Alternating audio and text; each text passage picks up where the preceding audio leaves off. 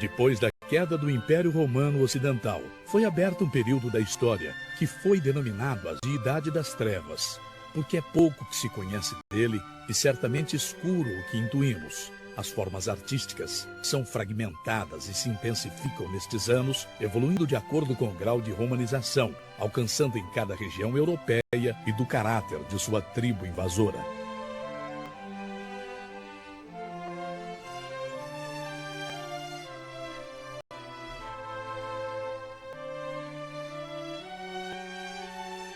Nesse período, enquanto as tribos germânicas contribuem com seus gostos de matérias de cores, como pedras preciosas e esmaltes, ou suas habilidades de orfebres, nos desenhos lineais intrincados e de temas de animais, os cristãos renunciam à escultura por medo a que as imagens sagradas sejam adoradas por si mesmas.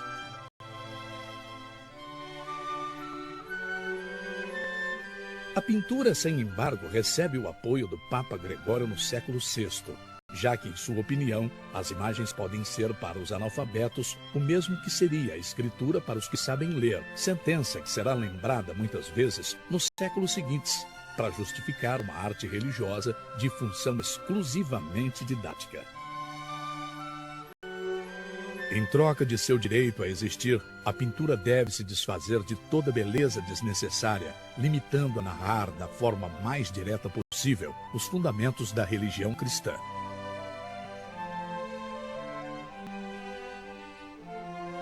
Se completa assim a ruptura do legado artístico clássico, iniciada já no último período do Império Romano, com o resultado que as artes figurativas entraram em um período antirrealista, comparado ao da arte egípcia, que se prolongará durante mais de 800 anos.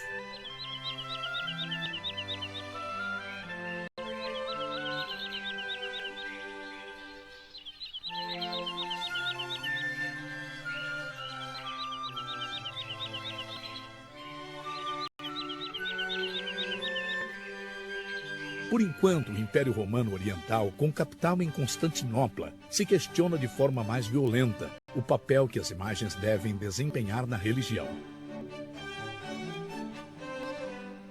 Os destruidores de imagens, chamados iconoclastas, tomam o poder no ano 745, detendo durante um século toda a produção de imagens. Ao redor do século IX, retornam as imagens pintadas à arte bizantina, que além de ser útil para o ensino dos dogmas cristãos, passam a ser consideradas sagradas. Ao evoluir e se depurar, cristalizam em ícones que não podem ser de nenhum modo alterados, porque simbolizam a perfeição dos dogmas de fé. Apesar de seu caráter estilizado, os ícones herdam ainda algumas conquistas da arte grega, que se tinha perdido completamente na Europa, como o modo em que se prega as vestimentas nos corpos, o modelado das formas por meio de claro escuro, uma intuição rudimentar do espaço. Mas esses traços ficam sempre vinculados à rigidez conceitual do novo estilo. Apesar de algumas tentativas de unificação dos territórios do antigo Império Ocidental, como levada adiante por Carlos Magno no século IX, a arte europeia não encontrará um verdadeiro estilo até meados do século XI, a qual tem origem as formas arquitetônicas do estilo romano. Nele se conclui os experimentos estilísticos realizados nos séculos precedentes, em toda a Europa, e também as influências oriental e bizantina, recebidas através da Itália, da Espanha e mais adiante pelo contato direto com o Mediterrâneo Oriental.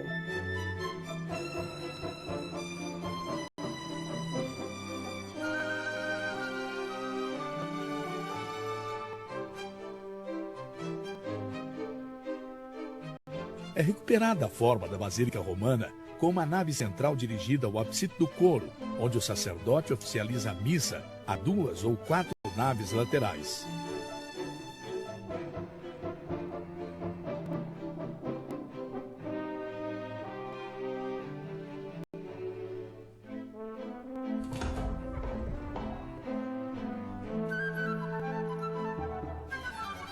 Às vezes, é acrescentada outra nave de nome cruzeiro, que é perpendicular à principal e a curta antes do coro, formando uma cruz. As colunas originais das basílicas góticas romanas são substituídas por robustos pilares. As paredes adquirem uma grossura inusitada, com poucas janelas e torres altas, que conformam um conjunto de sombria espiritualidade e certo ar de fortaleza. A principal preocupação dos primeiros arquitetos romanos é de substituir os tetos de madeira das primitivas basílicas por coberturas de pedras, muito mais nobres e duradouras.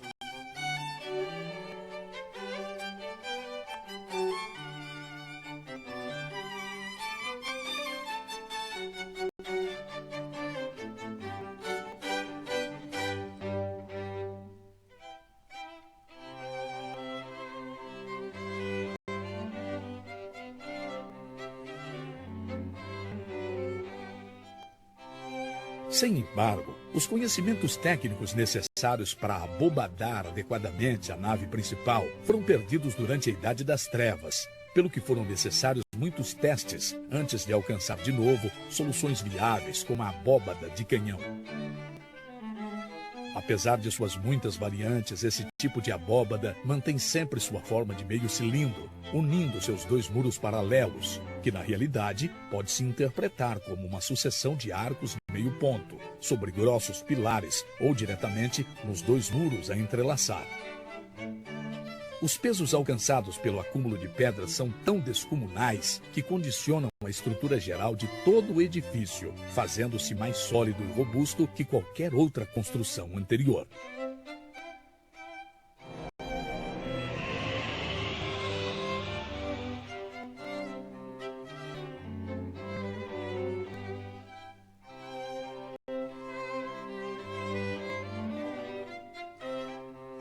Para tentar diminuir o peso da abóbada de canhão, se ensaia a cruzada construída a partir de pares de arcos cruzados em diagonal e preenchendo os espaços intermediários de forma triangular por materiais menos pesados.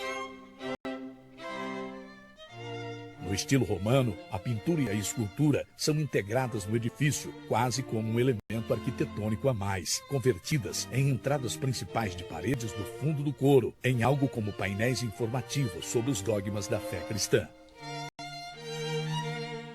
As figuras aparecem solenes, hierárquicas e perfeitamente adaptadas ao espaço arquitetônico no qual se encontram, já seja esse no tímpano, que é o espaço semicircular sobre a entrada da igreja, os capitéis das colunas e as batismais, e as duas peças retangulares e alongadas a cada lado das portas, que recebem o nome de rambas.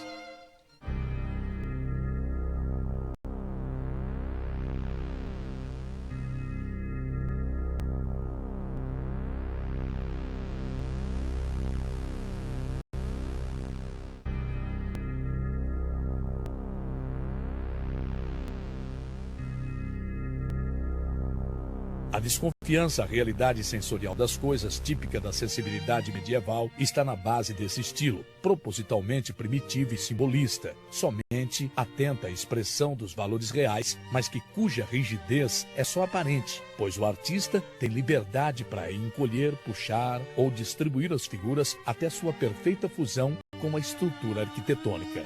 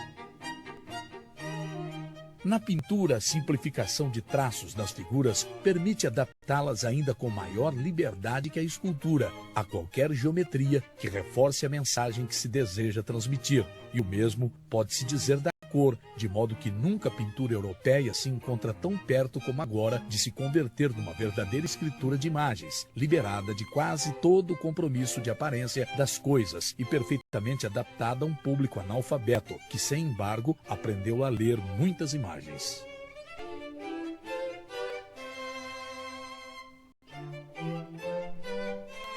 À medida que se aprofundam os conhecimentos técnicos dos arquitetos durante a segunda metade do século XII, se faz possível aliviar alguns elementos da estrutura com a certeza de que o edifício não irá cair. Os muros no meio dos pilares, por exemplo, são na realidade imprescindíveis, pois o peso da abóbada cruzada cai diretamente sobre os pilares. Estes, pelo seu lado, acabam ficando cada vez mais finos, acrescentando neles pedacinhos de finas colunas, porque as abóbadas cruzadas foram ficando mais leves ao mesmo tempo que ganhavam complexidade. Neste modo, os muros começam a ser substituídos por vitrais e janelas, deixando que a luz penetre livremente no interior das naves, baixo novas e místicas colorações.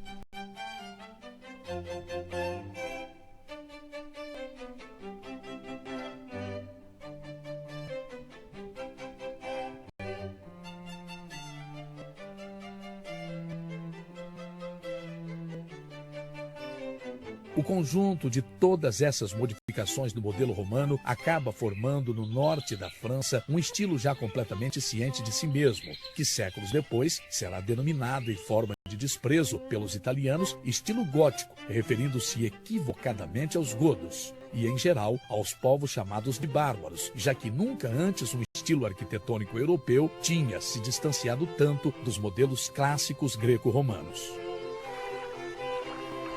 A nova espiritualidade reinada na Europa nos séculos XII e XIV parece determinar, além de um impulso de rejeição às naves, que força a procura de um novo tipo de abóbada que se possa puxar à vontade para o alto. Isso é conseguido substituindo os arcos de meio ponto das primitivas abóbadas cruzadas por outros chamados apontados, que estão constituídos por duas curvas que se cortam no ponto mais alto do arco.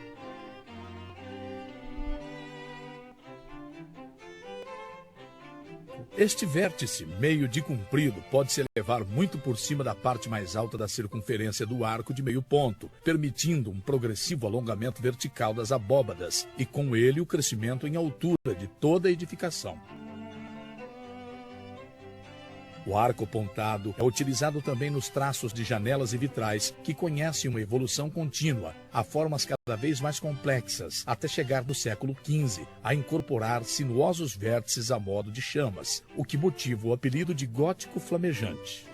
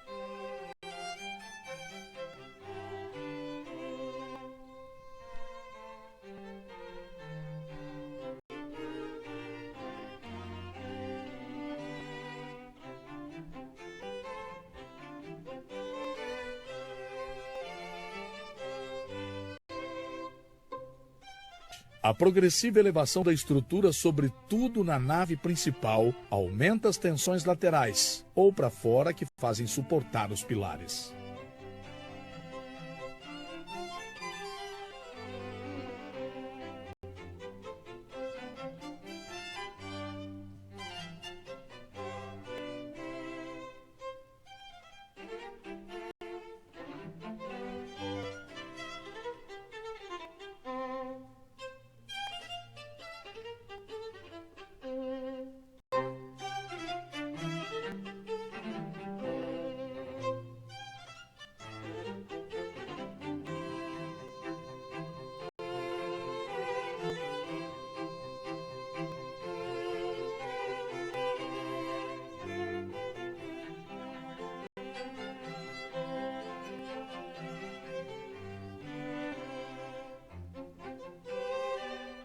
Para fazer frente a isso, se faz necessário recortar os pilares exteriores das naves laterais, por meio de robustas saliências encostados neles, chamados contrafortes, coroados às vezes com arbustos de pedras ou pináculos. Os contrafortes recebem a pressão que a abóbada da nave principal exerce nos lados, através de uns arcos chamados arcobotante, que lança a parte superior de pilares e contrafortes. A proliferação de arcobotantes, pináculos e outros finos acessórios sobre a estrutura principal concedem ao exterior de algumas catedrais góticas um aspecto fantástico, como de esqueleto de animal pré-histórico.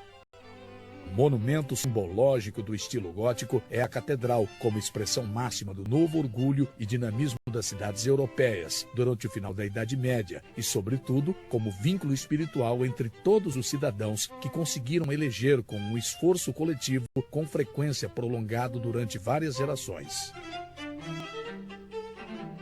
O contraste entre essas grandes e deslumbrantes edificações de pedras e luz, verdadeiras antessalas do céu, com as muito humildes moradias de seus frequentadores, é sem dúvida estimulante, preparando o espírito para o fervor dos seus filhos.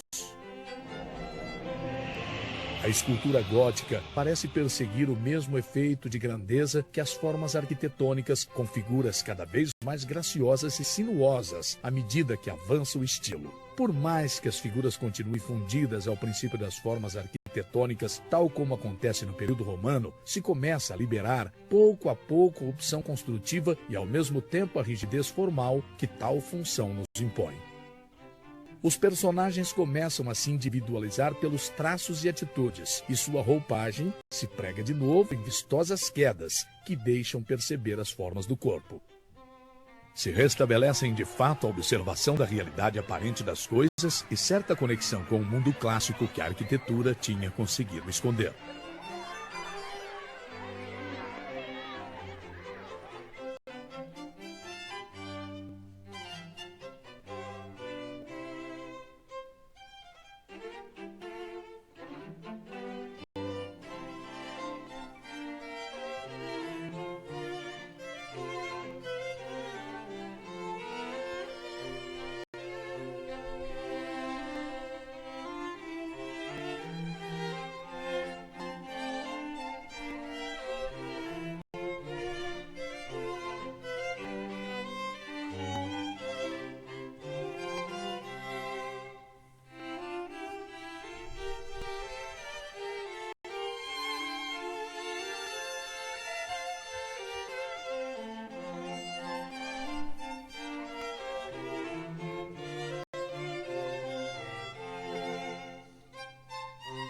Sem embargo, este novo interesse pelo mundo sensível, que comparte em escultura e pintura, e que começa a afastá-las do simbolismo, que a fé paleocristã introduziu nas artes, é um impulso paradoxo por uma crença ainda mais recente, que tenta aproximar as imagens sacras à sensibilidade da ordem comum.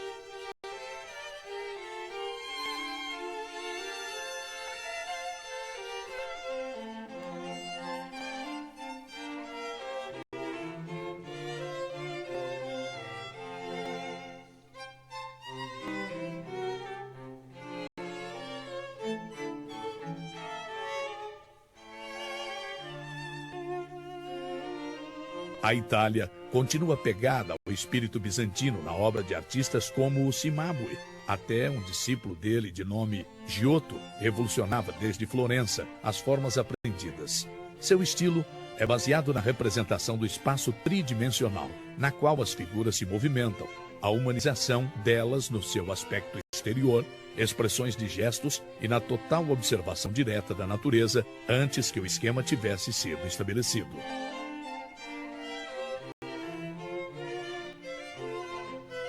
Durante o século XIV, o estilo gótico entra numa fase de crescente refinamento. Se escolhem numerosos edifícios públicos e civis, que refletem o novo poder de suas cidades e instituições. Na Inglaterra, o gótico chamado de primitivo, de influência francesa, deixa passagem ao estilo enfeitado, em que a decoração ondulante se multiplica em abóbadas e fachadas. A fusão do estilo francês, italiano e flamenco origina no último quarto do século XIV o que se começou a chamar de estilo internacional, principalmente como em pintura, como expressão da unidade cultural e religiosa, que pela primeira vez e também última em muitos séculos parece aproveitar da Europa mais além dos seus problemas políticos. É recuperado no retrato o gosto pela fidelidade do modelo, qualidade praticamente ausente desde a arte romana e cultivadas agora nas esculturas de donantes e tumbas. El Bosco é sem dúvidas um dos pintores mais originais de todos os tempos, conhecido sobretudo por composições polêmicas, em que inumeráveis criaturas às vezes monstruosas protagonizam cenas que são ainda mais chocantes, por ter supostamente uma intenção moralizante. O olhar gosta de se perder como no Jardim das Delícias, onde não é difícil deixar de descobrir um novo detalhe cada vez que o contemplamos. O sentido de humor do El Bosco e sua alucinada vivência cultivam por igual, desde o primeiro momento compondo obras que parecem estar mais além de qualquer convenção sobre a beleza, porém sem renunciar completamente a ela. Durante a Idade Média, convive entre os italianos a lembrança da antiga grandeza de Roma, o esplendor que a arte e a cultura alcançaram lá, antes das invasões germânicas. Em seu espírito, foi imposta a ideia de que cedo ou tarde haverá de reaparecer o esplendor das formas clássicas em um renascer da cultura. Os 1000 anos que separam o declínio do Império Romano são vistos como uma sombria transição. A fartura de restos romanos e a utilização habitual do mármore nas construções e na arte conseguem introduzir uma ideia inconfundivelmente clássica aos estilos como romanos e góticos, uma vez que isso transpassam os Alpes. Só que agora, o princípio do século XV, o impulso por recriar os modelos clássicos do século passado se faz consciente e necessário. Na metade do século XV, conhecido como o Quattrocento, se inicia uma aceleração na sequência de grandes figuras no Renascimento italiano, que terminará durante o século seguinte, em alguns dos gênios que ficaram na história. Nas oficinas de pinturas, os aprendizes são iniciados nos segredos da arte, ao mesmo tempo que liberam os mestres das tarefas mais pesadas, como a mistura de pigmentos ou a preparação das tábuas. Cada cidade acaba desenvolvendo um estilo peculiar e diferente, associado às oficinas que operam nelas, quebrando definitivamente a unidade do estilo internacional que estava fundada na mobilidade das ideias e dos artistas.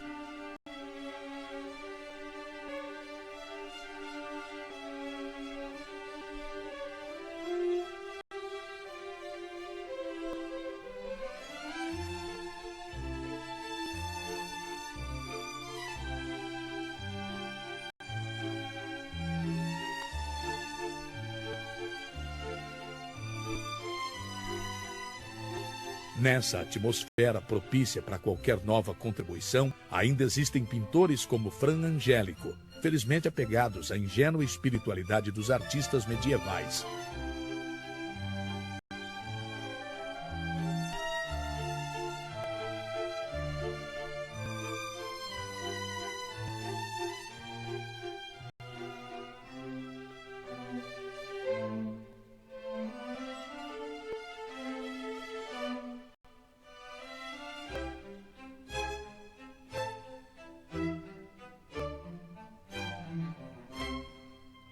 Um dos artistas mais admirados no Renascimento italiano é Sandro Botticelli, que recupera para a arte o sinuoso desenho do último gótico, mais adaptado à descrição de um tipo de beleza sugestivamente moderna. Suas obras mais admiradas são as de tema mitológico, como O Nascimento de Vênus ou A Primavera. que decola um talento nunca superado para recriar uma atmosfera de poético paganismo, graças ao delicioso desenho, à habilidade com a paleta e, sobretudo, ao sensível e equilibrado esquema de composição.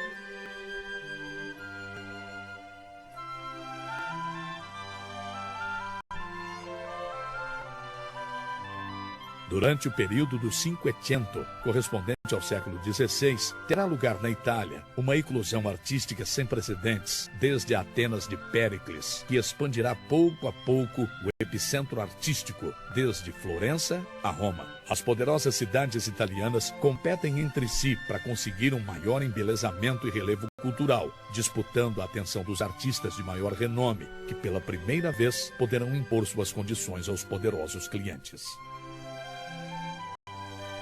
Sua liberdade de concessão é maior agora do que nunca tinha sido até então, cultivando os criadores mais talentosos em qualquer das três artes, pintura, escultura ou arquitetura, indistintamente com assombrosa facilidade. Tudo isso leva a estender sua consideração social desde o ramo de meros artesãos que trabalham manualmente aos homens de engenho que o fazem com o seu intelecto.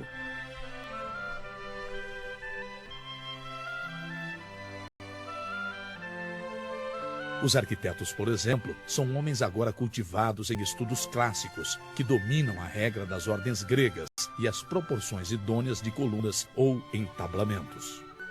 Donato Bramante, o arquiteto mais influente do momento, tira sua estrutura de toda a ornamentação para marcar os puros valores formais. Seu projeto mais ambicioso, encarregado por Júlio II, foi a nova Basílica de São Pedro em Roma, cuja lenta e desastrosa execução a desviou muito do desenho original de Bramante.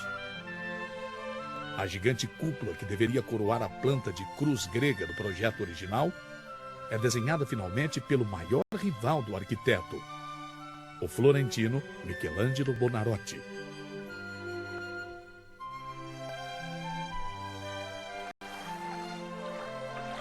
Em Veneza se respira uma intensa atividade intelectual, que sem dúvida impressiona o espírito do seu discípulo mais talentoso de nome Leonardo da Vinci.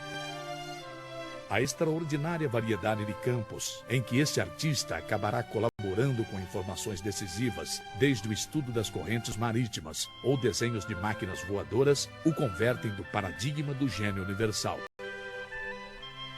Mas em pintura, Leonardo deixa poucas obras concluídas, devido ao seu caráter bastante inquieto e seu altíssimo nível de autoexigência.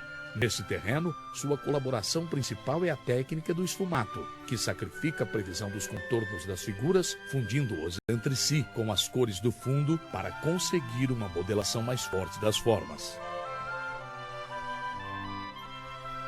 Nos seus retratos, por exemplo, Leonardo se impõe tarefas que vai mais além do mero registro da aparência do modelo, inclusive sua expressão estabelecendo, por exemplo, sutis metáforas visuais entre elementos dos quadros que proporcionam verdadeiras vidas psíquicas aos modelos ou propondo enigmas tão sugestivos como a expressão da Mona Lisa, cuja ambiguidade se baseia no intenso esfumato que aplica nos pontos chaves da expressão do rosto, o contorno dos lábios e a ponta dos olhos. Outra das figuras gigantescas do Renascimento é Michelangelo Buonarroti, formado na oficina de Ghirlandaio, cujo caráter muito acomodado não é muito apreciado pelo seu discípulo, que prefere estudar os modelos clássicos, como no Quattrocento, mas, sobretudo, a anatomia humana dos modelos vivos, inclusive dos mortos, treinando como Leonardo a dimensão dos cadáveres. A mais famosa delas é a que representa a Moisés, construída sobre um irressolúvel paradoxo entre a energia apenas contida que parece estar a ponto de descolar o vigoroso ancião, posição sedente e aparentemente estática que o mantenha claro no lugar.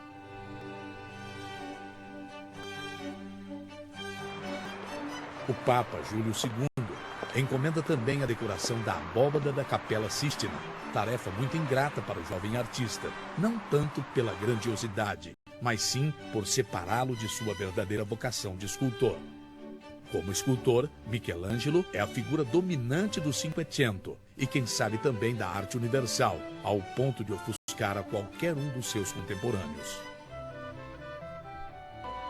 O terceiro gigante deste período de muita graça na história da arte é, cronologicamente, Rafael Urbino, discípulo do mestre Perugino, do qual adota suas primeiras obras a beleza idealizada nas figuras e a clareza das composições simétricas. Em sua evolução posterior, Rafael se converterá no pintor mais completo de sua época, porque sabe interiorizar até assimilar completamente qualquer influência que possa enriquecer seu próprio estilo.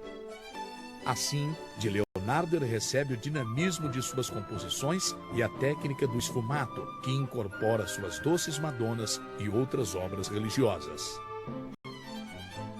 Na segunda metade do século XVI, as obras realizadas pelos gênios do Cinquecento são contempladas como cismas de perfeição que já não é possível superar, que promove nos jovens artistas um sentimento de frustração, que os impulsa a procurar parcelas da arte ainda inexploradas, por estranhas e inclusive extravagantes que possam parecer.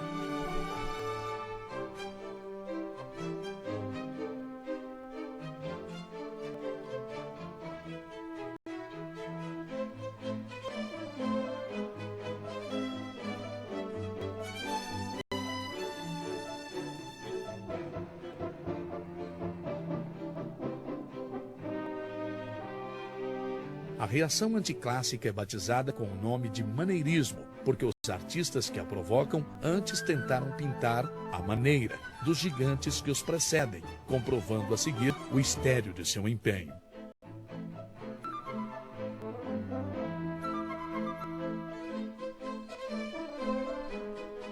Entre os maneiristas, ainda encontramos excelentes pintores como Corrédio, dotado de uma graça extraordinária, capaz de conseguir similares efeitos de grandeza em suas figuras, dissolvendo seus contornos no espaço circundante por meio de um imenso esfumato.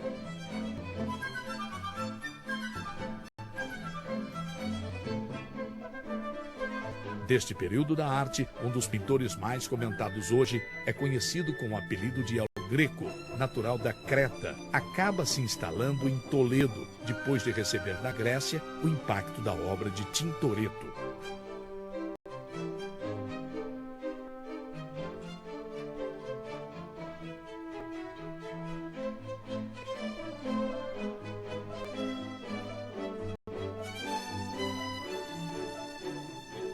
Algumas das melhores obras de sua juventude, como o Espólio de Cristo, denota dívida contraída com a pintura veneziana e os maneiristas, mas são as obras de Madures, como o Enterro do Conde Orgaz, que alcança sua forma definitiva como um modo de expressão cada vez mais desvinculado do real.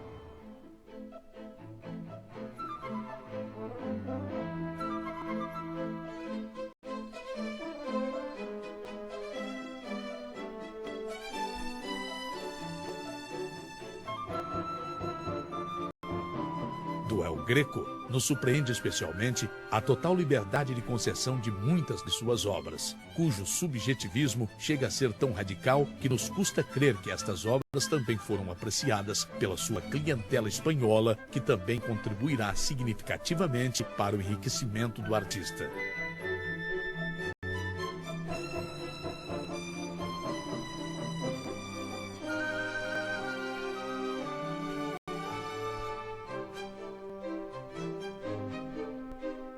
Em suas obras de mais riscos, geralmente povoadas por alongadas e sinuosas figuras, a instabilidade da composição ou alusão real que parece banhar ao cenário, longe de serem artificiais, nos comovem por sua arrebatada sinuosidade. Ao contrário do resto da Itália, Veneza mantém inclusive e acrescenta seu esplendor artístico durante grande parte do século XVI. Se costuma dizer que a atmosfera dos lagos venezianos que difundem os contornos das coisas é responsável pela importância que a cor e a luz que adquirem nas pinturas dos mestres venezianos desde Giovanni Bellini. Seu discípulo Giorgionetti é o verdadeiro iniciador do estilo veneziano. Alcançará seu máximo esplendor na obra de Tiziano, que também se forma na oficina de Bellini, junto a Giorgiani, confundindo às vezes as obras da juventude dos dois discípulos.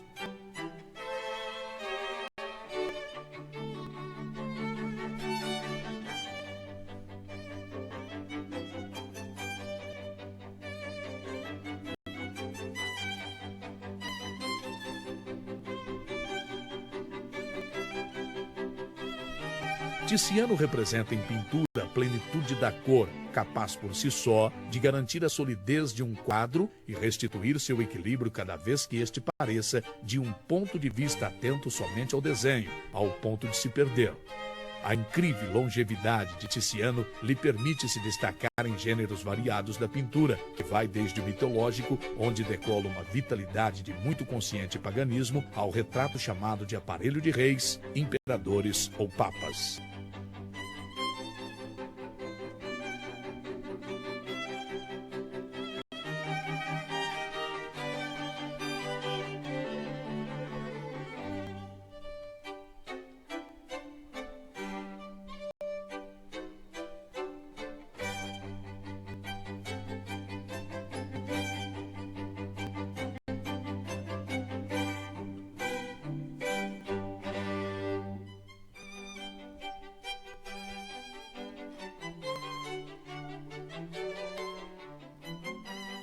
Outro grande colorista, embora em gamas mais frias, que Tiziano é Paolo Veronese, autor de lenços gigantescos de caráter cenográfico, que adiantam a sensibilidade barroca. Neles se exaltam as glórias de Veneza, ou é narrado episódios mitológicos de caráter religioso com extraordinária solvência.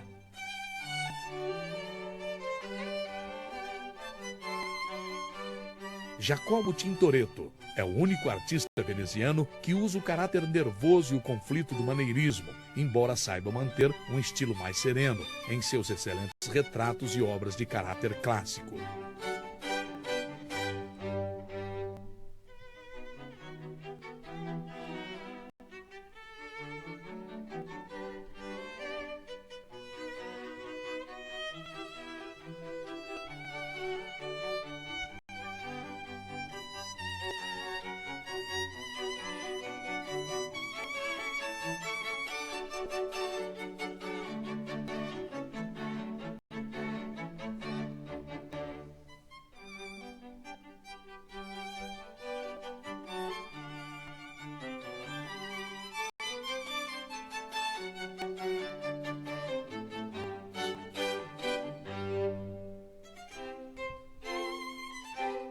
Alberto Durero é o pintor e gravador mais destacado da arte alemã, representando a fusão do gótico local a formas renascentistas italianas. Como Leonardo adota uma atitude exigente e analítica aos problemas da arte que é fácil rastrear em suas esplêndidas aquarelas de plantas e animais executadas com precisão científica ou aos seus exaustivos detalhes sobre o contorno da figura humana. A qualidade excepcional de suas gravuras faz que se difunda amplamente na Europa e se copie ainda em vida do autor, embora possivelmente nos cative mais a profundidade psicológica dos seus retratos e autorretratos, desenhado com o rigor característico dos mestres nórdicos, ou suas simples composições religiosas, entre os quais se destaca sua adoração dos magos.